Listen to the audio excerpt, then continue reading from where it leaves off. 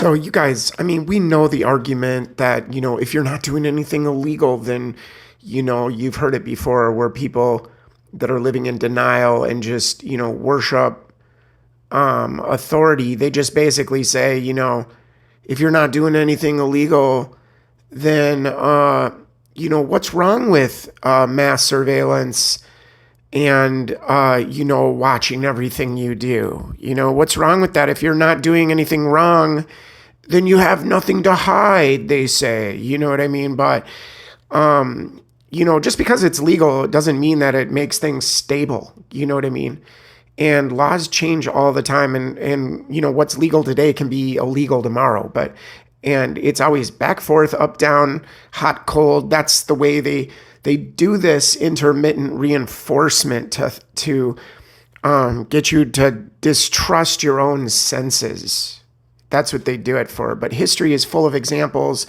Like in the U.S., owning certain books was illegal, 1 year and ban the next, you know what I mean? But how about in East Germany? The private conversations became crimes overnight. This is what I mean about the dragnet and just making legal, lawful behavior illegal and criminalizing it, but you not knowing it as a citizen and not recognizing what's going on under these emergency declarations and the suspension of any kind of human right. I'm not talking about as if America was a country. I'm just saying, just having human rights, even just, a little bit of decency as they, do experimentation on the American people with all these weapon systems that we can't even really discover exactly what they are because they're so secret, national security, and deeper than that, they're just going to never disclose, the type of platforms, even though we have seen,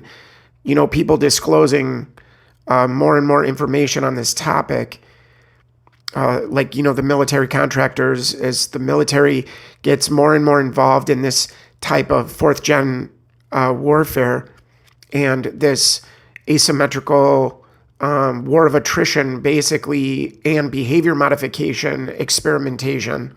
But in the Soviet Union, ordinary opinion suddenly became anti-state. It became anti-state. Do you understand?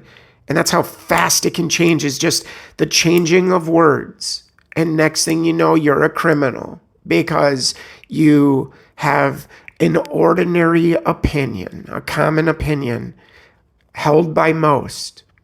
And so the Soviet Union would say that you were anti-state just because of that. So in China's cultural revolution, past behavior was retroactively punished. That's another key factor that I want to bring up. Why do we not like surveillance all the time? Because all behavior is documented and can be retroactively punished. You understand? So if everything is recorded, everything can be reinterpreted under new laws. And you don't worry because you're doing something illegal. You worry because the definition of illegal can shift beneath your feet, very simply. And how about, the surveillance, really, that it's not about catching criminals, it's about shaping behavior. I mean, people have to realize, that you behave differently when you're being watched and you know it. I mean, it's well-documented psychological effect called the chilling effect. I mean, that's what I say all the time, the chilling effect. I mean, surveillance, it can be, done, and so much can be brought out of that, so many results, in other words, of just letting a target know they're being watched. It reduces creativity, it reduces dissent, it reduces risk-taking, it reduces honest conversation with others. So it reduces, political participation. And these are all things that they want. Even if you're innocent, you become more compliant simply because you're being observed. So surveillance isn't just a camera, it's a behavior shaping tool. And people that say, what's the big deal? Come on, John, what's the big deal? I mean, if you're not doing anything wrong, I got nothing to worry about. And it's just like literally leaving your front door unlocked at your home all night long. If you live in a bad neighborhood, would you do that? But I mean, surveillance gives enormous power to whosoever controls the data, right? So even if the watchers are benevolent today, power changes hands. And people don't understand that. But history shows that really clearly. Like Rome's surveillance of citizens was mild until the emperors changed, or the Stasi files were used differently depending on who was in charge. And the party system works together for the same goal and agenda to set up a police state. And every authoritarian regime begins by inheriting tools built by someone else. So really, mass surveillance is like handling future leaders a loaded weapon and hoping that they never pull the trigger on us. I mean, you don't worry because you're guilty of anything, man. You worry because someone else can reinterpret your innocence, you see? And surveillance enables selective enforcement, as we always say.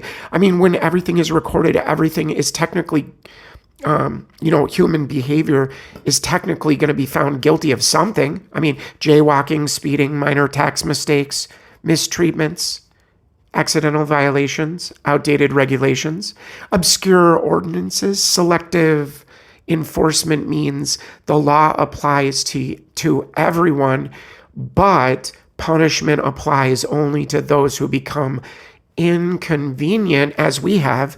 And that's not justice. That's called leverage. Okay. And, surveillance creates a one-way mirror society. And when the state sees everything and citizens see nothing, the balance of power collapses. And really, an open, free society demands transparency, accountability, oversight, and really checks and balances. But mass surveillance completely flips that on its head, and the public becomes transparent and power becomes opaque. And that's very dangerous historically. Okay, just so you guys know, it's very, very dangerous to see the things that we've been seeing in our society today. So with this guy saying this, it's absolutely ridiculous, the type of brainwashing and the surface level brainwashing, of the deniers who just say, hey, if you're not doing anything wrong, man. I mean, what problem do you take with being watched all the time, 24/7? And it's way worse than just flock cameras. Okay, that's just us going backwards and not forwards because of these silent wireless surveillance and weapon systems and the synthetic telepathy and V2K and all these other EMF radiation weapon systems. But really, surveillance can be used to suppress legitimate dissent. That's why, buddy. You know what I mean? That's what you want to say to these people that deny. I mean, even peaceful, lawful dissent becomes risky when monitored. Okay? And there's examples from history, civil rights leaders maybe were surveilled. You think about it. Anti-war activists surveilled. Journalists were surveilled. Religious minorities were surveilled. Whistleblowers were surveilled. Surveillance doesn't need to arrest you to silence you, by the way. It doesn't need to arrest you to silence you, by the way. It only needs to make you hesitate and keep you hesitating. So privacy is not about hiding wrongdoing, man. It's about protecting autonomy. And you close your curtains not because you're doing something illegal, but because privacy is really a human need that I'm not denying. I mean, you lock your phone not because you're a criminal, but because your thoughts belong to you. That's why. And you don't want your, medical records, private conversations, or personal struggles all out in the open, not because they're illegal, but because they're yours and it could be dangerous. And privacy is not secrecy. Privacy is freedom from manipulation. Privacy is not secrecy. Like they try to make it appear to be our enemies, but privacy is freedom from manipulation. That's what it is.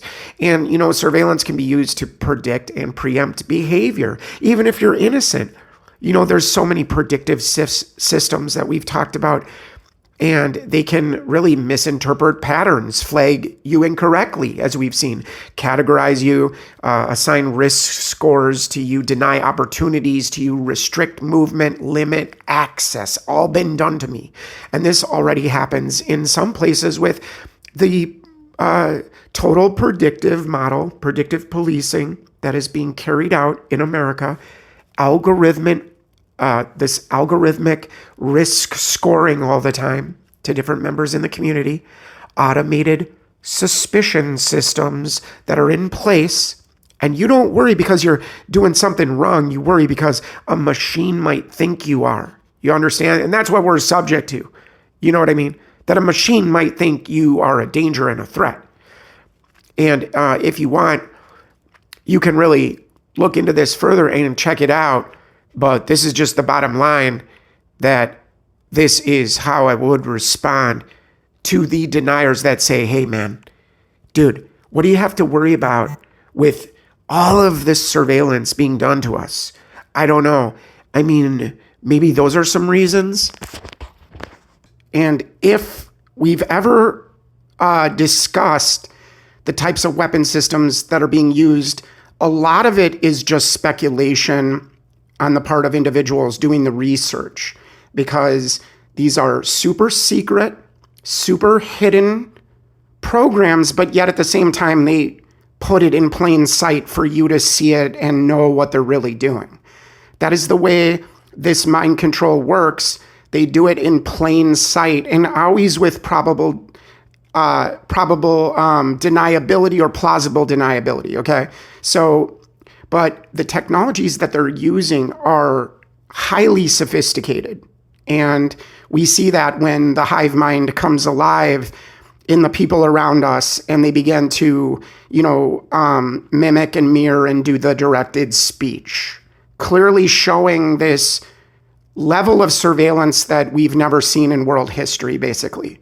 This level of knowing not only where you're going to be and where you're going to go, but knowing your inward thinking, your reasoning, your choices equate to probabilities. And they have gamed those probabilities before you even basically become conscious of what decision you're going to make. It's already been engaged. It's already been collapsed. It's already been interfered with and competed over, whatever solution you provide.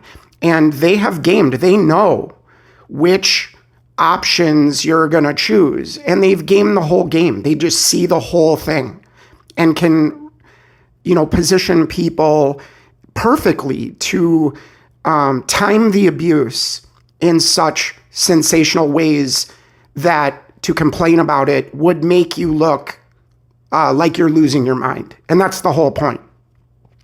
So we talk about real technology like quantum sensing technology, where, they can track humans both internally, like monitoring vital signs and brain activity, and externally, locating individuals through walls or without GPS.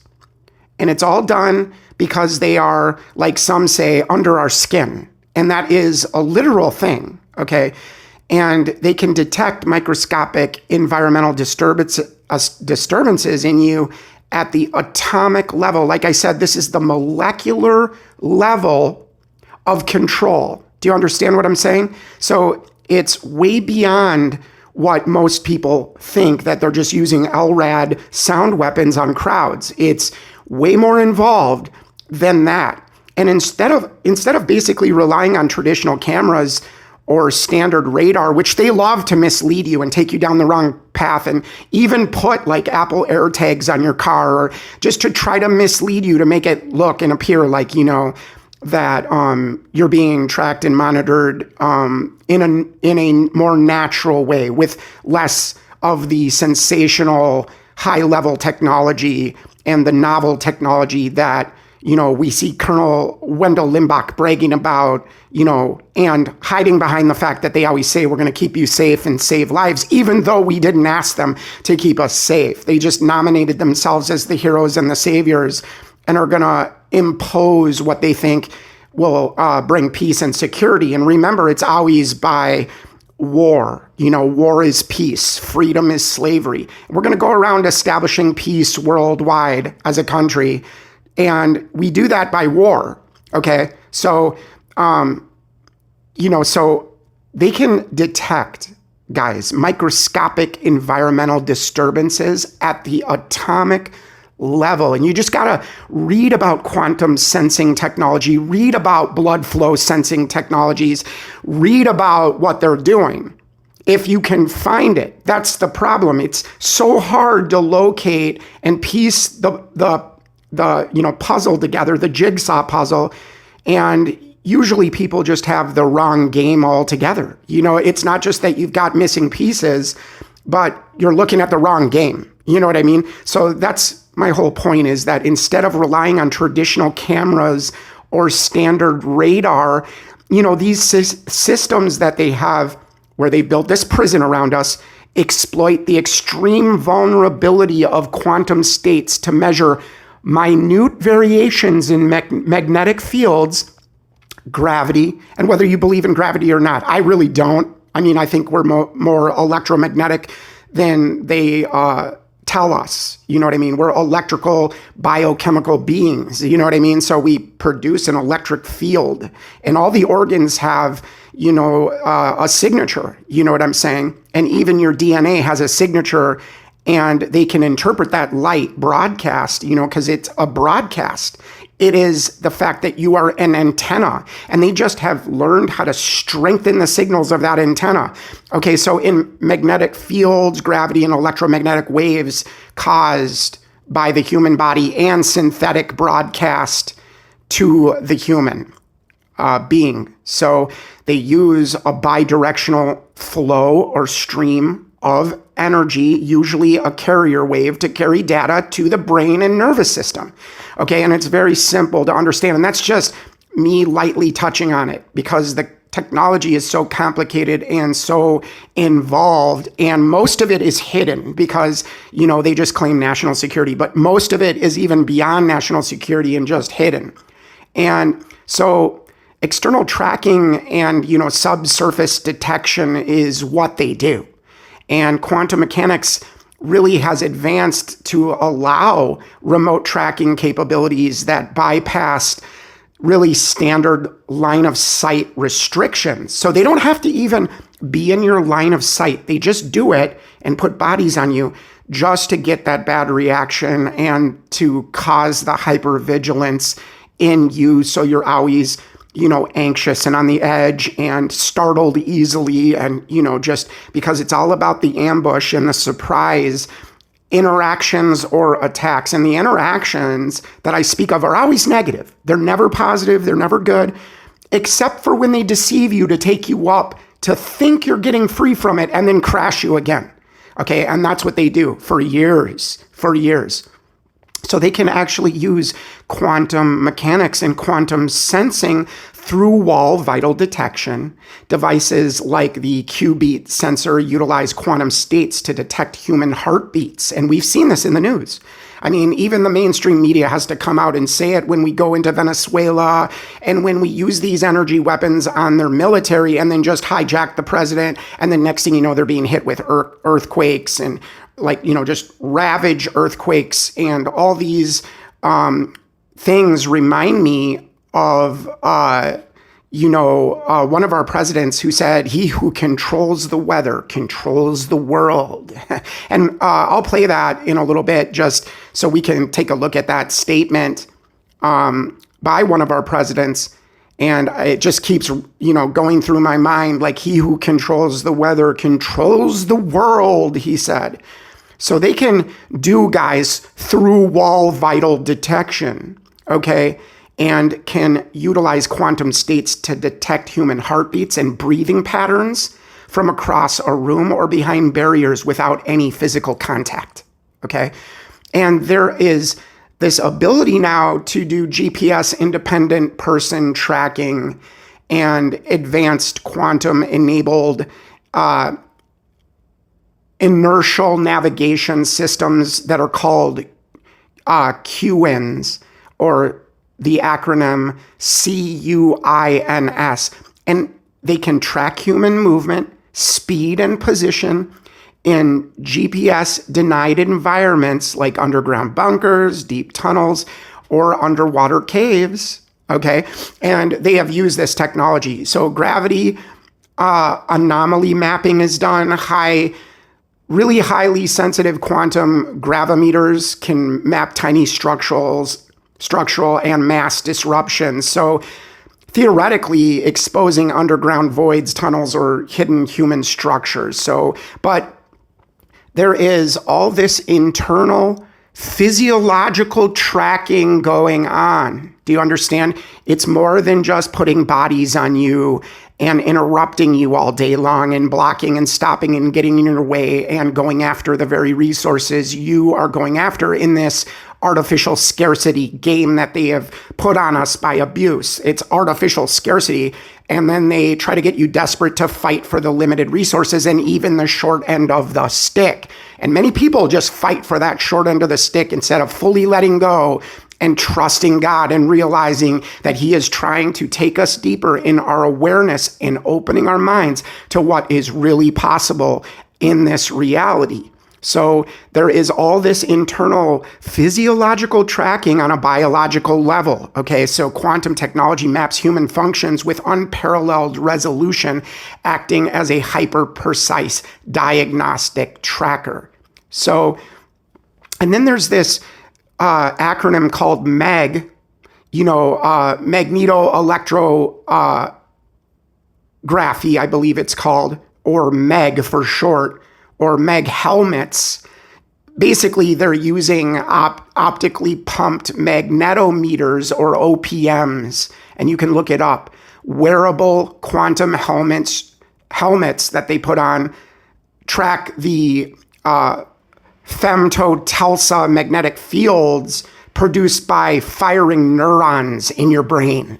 Okay, so they have magnified the signals. Okay, and this records real-time brain activity while a person sleeps or moves around. No wonder they can interfere with your sleep so much and wake you up again and again and prevent you and block you from going into REM sleep and harassing you all night in your dreams as they interrogate you, torture you in your dreams, chase you, hunt you.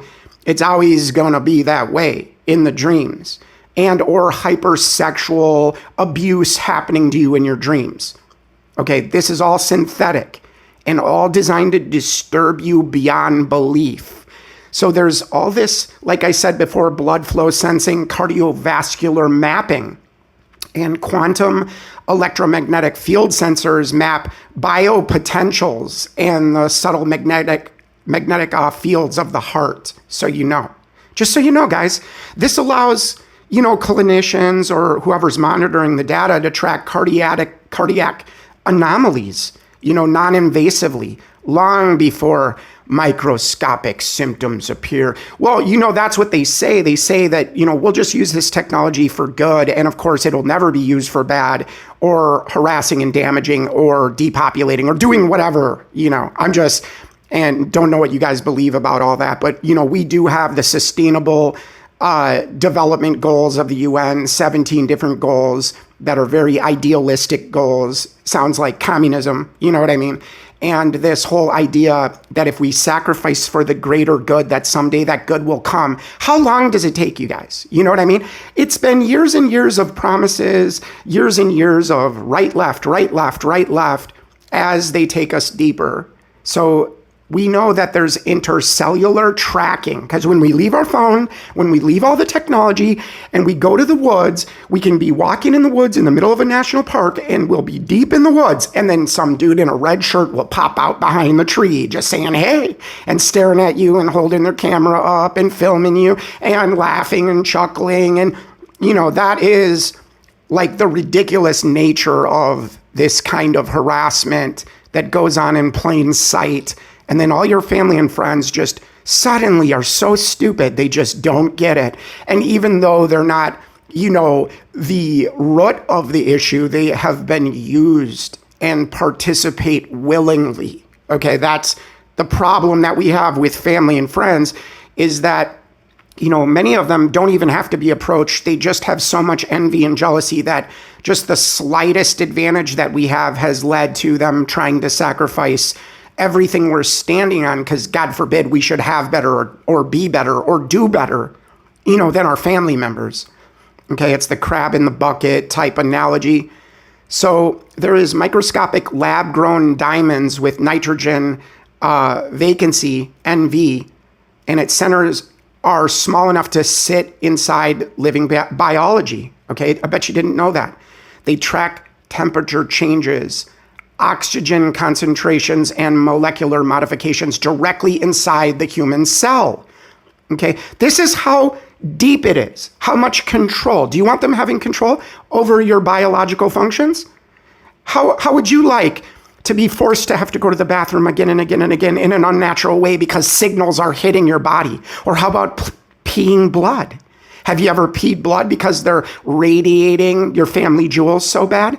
Have you ever peed blood? Have you ever had pins and needles on your chest over and over and over so you have to ice it and roll around in bed for a year? And then when you go to the doctors, they don't know what it is? Because eventually, the more you complain, the more they're like, we've got a live one. Crack down. We can't let this get out. So the extreme sensitivity of these devices presents significant legal and ethical challenges, I would say. You know what I'm saying? Because quantum sensors can potentially reconstruct keystrokes from ambient electromagnetic radiation or track individuals through solid barriers. Tech policy experts, have come out and warned that they may, test existing privacy laws and threaten mass surveillance safeguards like there was any. You know what I'm saying? Like, this is abject dominance and control over a human being to the loss of all volition. Do you understand? So none of your relationships are natural, and the interactions between you and others aren't natural. They are being interfered with, and they are trying to modify behavior and re-relate everybody to each other. And there is no more free association. I got to get you guys to understand these terms, these words, and the fact that we have no more free association is the hallmark of communism. And I'm not saying that that's all it is, because it's layers of all the most evil things you could ever come up with in world history and then putting it together in one. Okay? So there's tech experts, whistleblowers, people that come out and talk about, that there's no laws against these things and that there is no safeguard for the general public. And all we have is we're going to keep you safe and save lives. But then when we analyze the actual content of what is happening, what is going on to do that, okay, we realize that torture is what they're using to save lives. Okay, and they just do it by pretending that, you're in a role that they've cast for you and you have nothing to even do with that role, but they just label you, profile you, and begin to execute this kind of torture against you every day, 24/7. And, there are a lot of military applications, like I've been showing, of quantum tracking. And I'm sure the JIFCO is, totally into it. And the physics behind how atomic magnetometers work is very interesting, and you guys should take a look at it. And God bless. So if you thought you're free, you better think again, because it is just the illusion of choice, the illusion of freedom, as they give us, all these false choices to legitimize that which is false. That's why they have so many rabbit trails surrounding a crisis, because people will just go down those rabbit trails that legitimize the narrative that's being pushed rather than exposing the truth about these scripted, orchestrated events that are used in the system of crisis management. They are managing you, and they are managing you with the use of a crisis continually. So you can see the Air Force space surveillance system, the space fence, and I suggest everybody take a look at it, because this whole world is in a prison. We are in an electromagnetic concentration camp. Okay. They've just, you know, taken the prison and made it everything in the natural world. You know what I mean? So the space fence is like a second generation space surveillance system operated by the United States Space Force in order to track, they say, artificial satellites and space debris in Earth orbit. It was constructed and designed by, of course, Lockheed Martin, military contractor Northrop Grumman, and Raytheon, starting in 2009 and declared operational in March 2020. The budget is US dollar amount 1.594 billion. Okay. But don't worry about it. Don't worry about the invisible space fence that's over us all, that's tracking, tracing, and databasing all of us so that, you know, um, our own thoughts aren't even secure.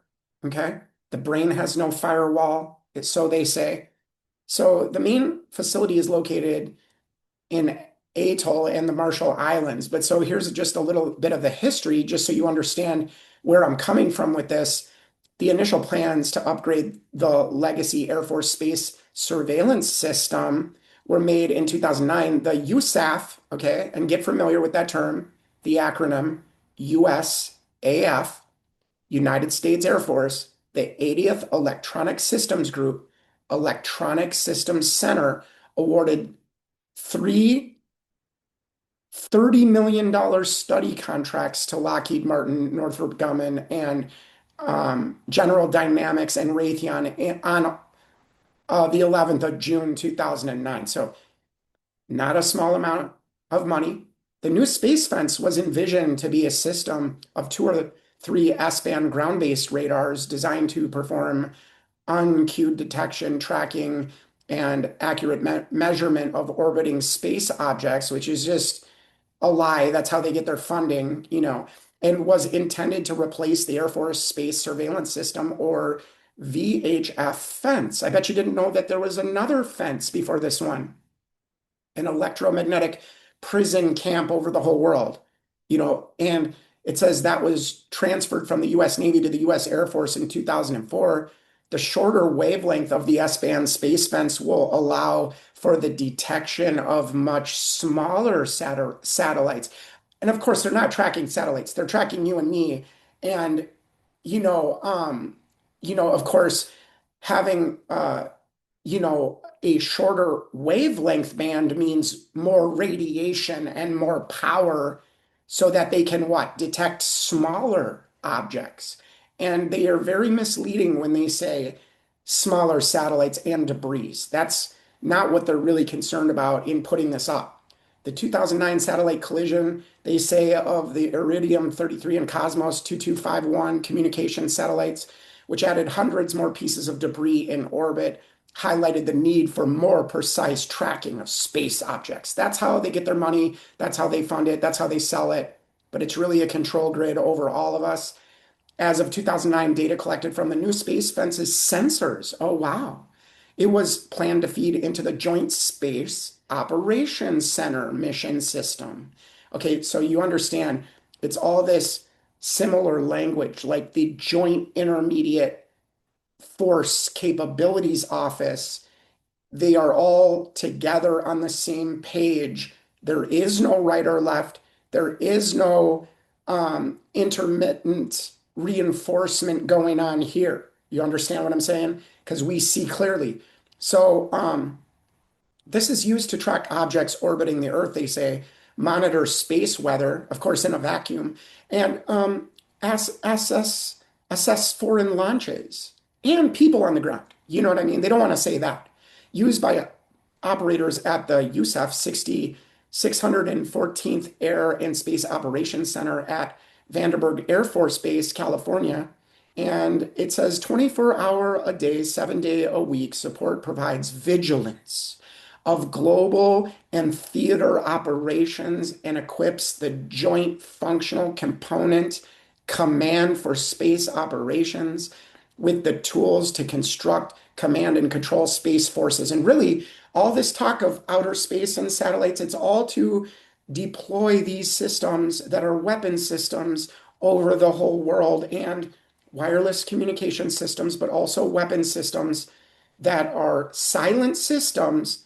And you'll know it when your skin is burning off and when your organs are being electrocuted in your own home. Then maybe you'll understand how serious all this is. Okay.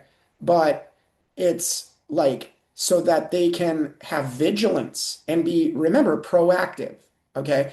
In this global theater and these global operations. Okay. And plans to award the final contract were delayed by the federal government's budget in 2013, and the AS or AFSSS system was scheduled to be discontinued in October 2013 due to budget cuts. You think they're going to stop this program, guys? Do you honestly think that just because they say that we just trust that they've stopped doing this program? In 2014, Lockheed Martin awarded a contract for the Space Fence ground structures for General Dynamics. The ground structures included the receive array.